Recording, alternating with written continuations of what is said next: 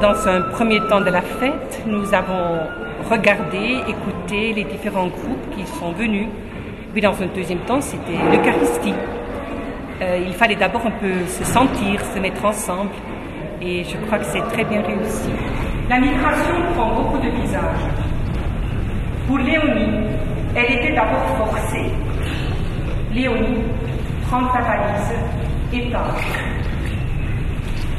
L'exil la conduisit à s'établir à Soyères, puis à Perugia, en Italie. Et c'est là, à l'étranger, qu'elle est morte le 10 janvier 1914.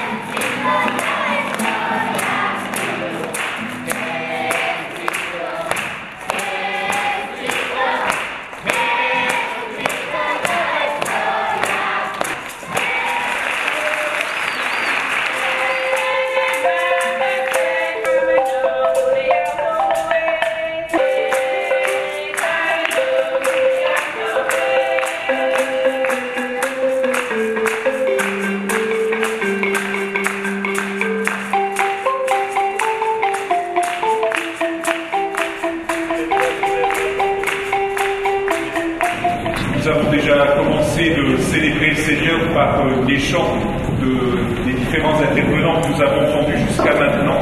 Soyez toutes et toutes les bienvenus ici dans l'église de Soyères. À l'occasion de la fête de leur fondatrice, les sœurs de la maison Chapuis à Soyères nous ont ainsi invités à une rencontre avec différentes cultures du monde. Alors merci à vous toutes et à vous tous d'avoir répondu positivement à cette invitation et d'être là pour montrer que l'Église, eh bien, elle est aux 1000 visages.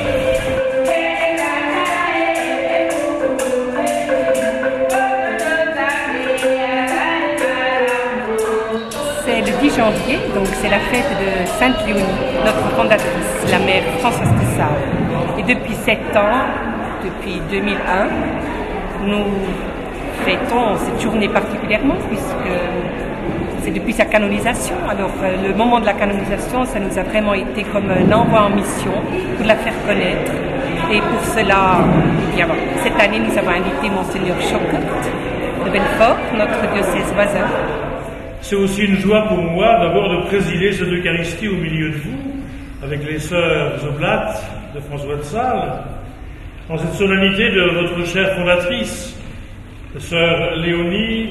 Nous donnons le témoignage d'une Église une et diverse, une famille, une même famille, aux couleurs de la diversité des cultures et des chemins de foi.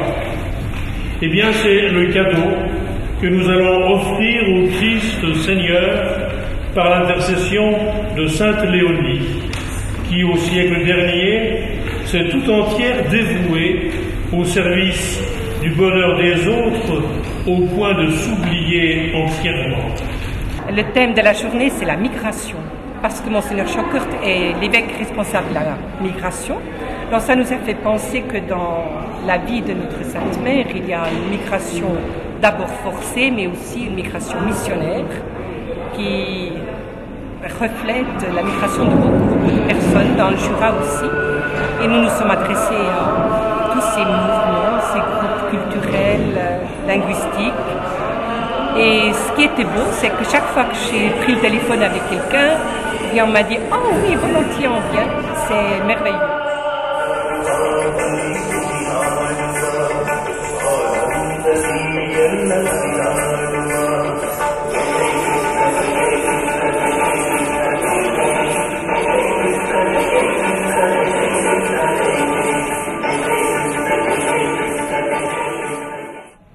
Amen, je vous le dis, si vous ne changez pas pour devenir comme les petits-enfants, vous n'entrerez point dans le royaume des cieux. Mais celui qui se fera petit comme cet enfant, c'est celui-là qui est le plus grand dans le royaume des cieux.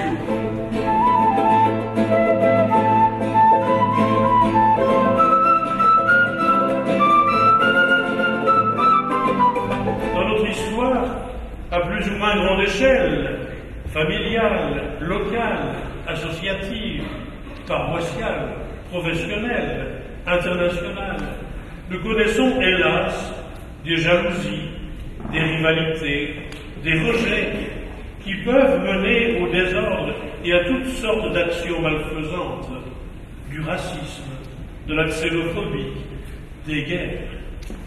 Oui, nous sommes bien de la race de ceux que pourtant Jésus avait choisis pour en faire ses disciples, de la race de ces 12 à qui Jésus va confier son Église après les avoir entraînés à sa suite.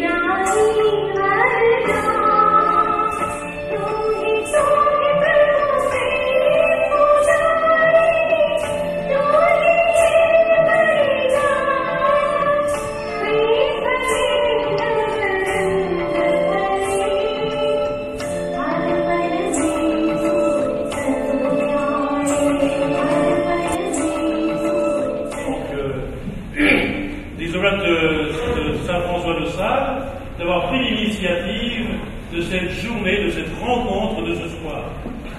On peut les applaudir.